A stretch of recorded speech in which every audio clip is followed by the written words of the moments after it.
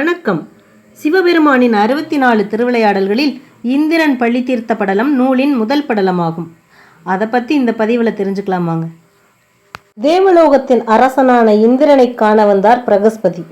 இந்திரன் தேவ மகளிர்களுடன் இருந்தபடியால் தேவகுருவை கவனிக்காமலும் அவருக்கு தகுந்த வரவேற்பை கொடுக்காததாலும் சினம் கொண்ட பிரகஸ்பதி அங்கிருந்து சென்று விட்டார். அதன்பின் தேவர்கள் மூலம் குரு வந்ததை அறிந்த இந்திரன் அவரை காண ஐராவதமாகிய தனது வாகனத்தில் தேவர்களுடன் தேடிச் சென்றான். அவர்களால் தேவகுருவை கண்டுபிடிக்க இயலவில்லை. தேவகுரு இல்லாமல் இந்திரனிடம் இருந்த சக்தியும் செல்வமும் குறைய ஆரம்பித்தது. தேவகுரு இல்லாமல் தனக்கு ஏற்பட்ட துன்பத்திற்கு பரிகாரம் தேடி அவன் தேவர்களோடு பிரம்மலோகத்திற்கு சென்றான். தேவலோகத்திற்கு தற்போது நல்வழி காட்ட குரு இல்லாததை பிரம்மாவிடம் கூறி வருந்தி இந்த சிக்கலுக்கு வழிகாட்டி அருளும்படி வேண்டினான். அப்போது பிரம்மா இந்திரன் செய்த தவறுக்கு அவனுக்கு தண்டனை கொடுக்க எண்ணி பிரகஸ்பதியை கண்டுபிடிக்கும் வரை அறிவாலும் தொழிலாலும் சிறந்த ஒருவரை உங்களின் தற்காலிக குருவாக்கி கொள்ளுங்கள் என்று சொல்லி துவட்டா என்பவனின் மகனும் 3 தலைகளை உடையவனும் அசுர குலத்தில் உதித்தவனுமாகிய விஸ்வரூபன் என்பவனை தற்காலிக குருவாக்கி கொள்ளுமாறு அருளினார். குலத்தில் பிறந்தவனை குருவாக ஏற்றுக்கொள்வதா என்று முதலில் தயங்கிய தேவேந்திரன் இறுதியில் பிரம்மாவின் சொல்லுக்கு கட்டுப்பட்டு விஸ்வரூபனை குருவாக ஏற்றுக்கொண்டான். தேவகுரு பிரகஸ்பதியை அலட்சியப்படுத்தியதற்காக வருத்தம் கொண்ட இந்திரன் அதற்காக பரிகாரம் செய்ய எண்ணினான். புதிய குருவான விஸ்வரூபனிடம் தேவர்கள் நன்கு வாழ யாகம் செய்ய வேண்டும் என்று கூறினான். அதற்கு சம்மதித்த விஸ்வரூபனும் வாயினால் தேவர்களின் நலனுக்காகவும் மனத்தினால் அசுரர்களின் நலனுக்காகவும் யாகத்தினை நடத்தினான். இதனை தனது ஞான திருஷ்டியால் அறிந்து கொண்ட தேவேந்திரன் விஸ்வரூபனின் 3 தலைகளையும் கொய்தான். அவனின் 3 தலைகளும் காடை, ஊர்க்குருவி, கிச்சிலி பறவைகளாக மாறின. குருவை கொன்ற பாவத்தினால் இந்திரனை பிரம்மஹத்தி தோஷம் பிடித்தது. இந்திரனின் பிரம்மஹத்தி தோஷத்தை தற்காலிகமாக போக்குவதற்காக தேவர்கள் மரங்களிடத்தில் பிசினாகவும் மகளிரிடத்தில் பூப்பாகவும் நீரினிடத்தில் நுரையாகவும் மண்ணிடத்தில் உவராகவும் பிரித்தளித்தனர். இதனால் தற்காலிகமாக இந்திரனை பற்றிய பிரம்மஹத்தி தோஷம் நீங்க பெற்று பொலிவுடன் விளங்கினான். துவட்டா தன் மகன் விஸ்வரூபனின் முடிவினை அறிந்து இந்திரனை அழிக்க முடிவு செய்து வேள்வி ஒன்றினை தொடங்கினான். அவ்வேள்வியில் இருந்து பயங்கரமான உருவத்துடன் அசுரன் ஒருவன் தோன்றினான். அவ்வசுரனுக்கு விருத்தாச்சுரன் என பெயரிட்ட துவட்டா விருத்தாச்சுரனுக்கு இந்திரனை அழிக்க ஆணையிட்டான். தேவேந்திரனுக்கும் விருத்தாச்சுரனுக்கும் பயங்கர போர் ஏற்பட்டது. இறுதியில் தேவேந்திரன் விருத்தாச்சுரன் மீது தனது வஜ்ராயுதத்தை ஏவினான். விருத்தாச்சுரன் வஜ்ராயுதத்தை வீழ்த்திவிட்டு தன்னிடம் இருந்த இரும்பு உலக்கையால் இந்திரனை அடித்து மூர்ச்சையடைய செய்தான்.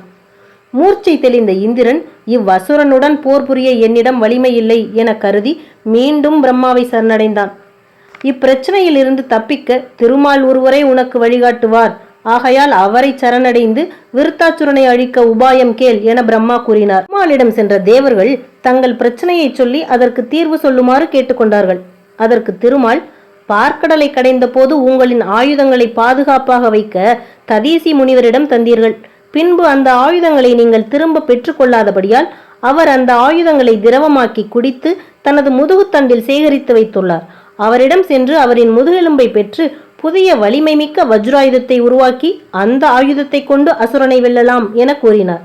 திருமால் கூறியதை ஏற்றுக்கொண்ட தேவர்கள் ததீசி முனிவரை சந்தித்து நடந்தவற்றையெல்லாம் கூறினர். கருணை உள்ளம் கொண்ட ததீசி முனிவரும், இறைவனான சிவபெருமானின் விருப்பப்படியே நான் என்னுடைய முதுகெலும்பை தருகிறேன், தாங்கள் அதனை கொண்டு அசுரனை வெல்லுங்கள் என்று சொல்லி ததீசி முனிவர் யோகத்தில் அமர்ந்து தனது உடலை விட்டு சிவலோகம் சென்றார். பின் ததீசி முனிவரின் முதுகெலும்பை கொண்டு இந்திரன் தேவதச்சன் மூலம் புதிய வஜ்ராயுதத்தை உருவாக்கினான். இறைவனின் அருளால் புதிய வஜ்ராயுதத்தை பெற்ற இந்திரன் மீண்டும் விருத்தாச்சுரனுடன் போரிட்டான். இந்திரனுடன் போரிட முடியாத விருத்தாச்சுரன் கடலுக்கு அடியில் சென்று ஒளிந்து கொண்டான்.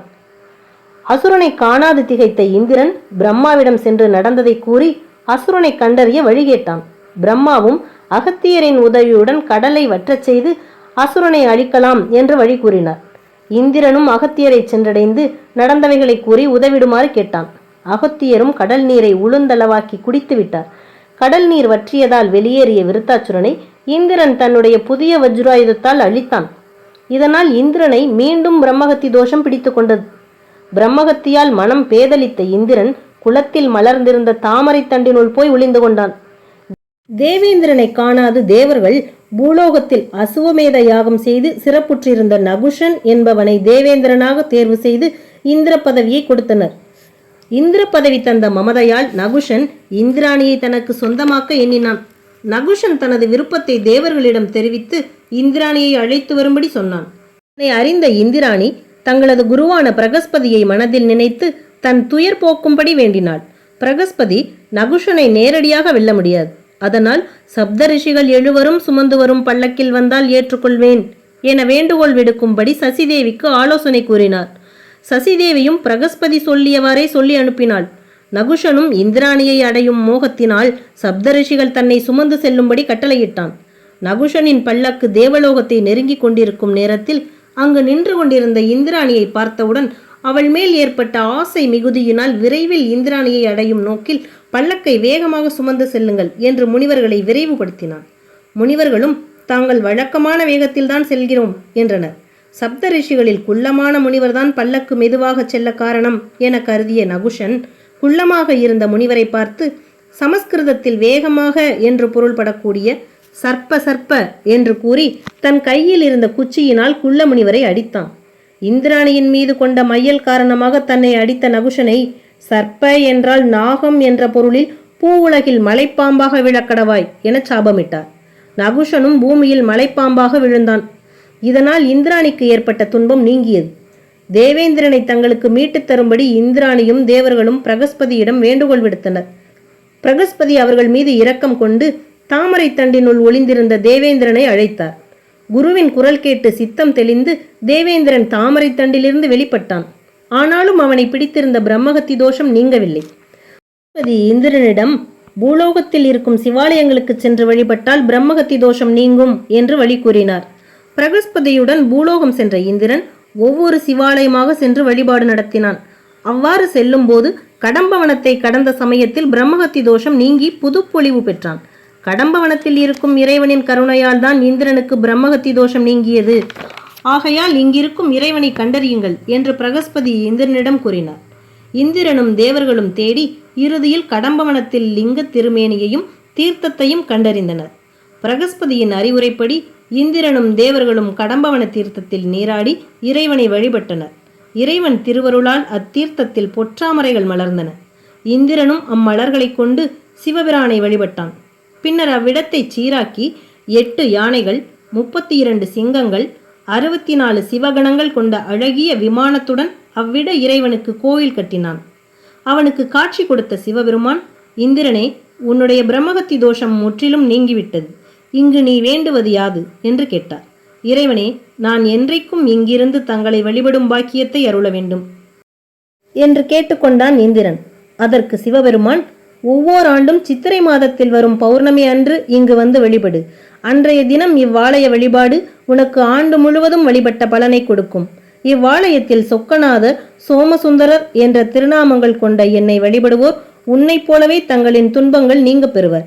நீ பல்லாண்டு இந்திர பதவி வகித்து இறுதியில் எம் திருவடி சேர் என்று அருளினார். இன்றைக்கும் மதுரை மீனாட்சி அம்மன் கோவிலில் மூலவருக்கு இந்திரன் அமைத்த விமானம் இந்திர விமானம் என்றும், கடம்பவன தீர்த்தம் பொற்றாமரை குளம் என்றும், இறைவன் சொக்கநாதர், சோமசுந்தரர் என்றும் அழைக்கப்படுகின்றார். சிவபெருமான் இந்த திருவிளையாடலை செய்து இதன் மூலம் அனைவருக்கும் சொல்லும் கருத்து என்ன? சுகபோகங்களில் மூழ்கியும் ஆசைகளினால் தான் செய்ய வேண்டிய கடமையையும் மறந்தால் அதிகம் துன்பப்பட நேரிடும். எந்த சூழ்நிலையிலும் வழிகாட்டிய குருவை மறக்கக்கூடாது. அவருக்கு கொடுக்க வேண்டிய மரியாதையை முறையாக கொடுக்க வேண்டும். மிகவும் உயர்ந்த நிலையில் எவ்வளவு பெரிய பதவி கிடைத்தாலும் தான் என்ற அகங்காரம் இல்லாமல் இருக்க வேண்டும். தானே பெரியவன், மற்றவர்கள் தன்னை விட தாழ்ந்தவர்கள் என்ற அகங்காரம் கொண்டாலும், பெண்களை இழிவுபடுத்தினாலும் அழிவு உறுதி. திக்கற்ற நிலையில் இறைவனே துணையாகும். ஓம் நமச்சிவாய்.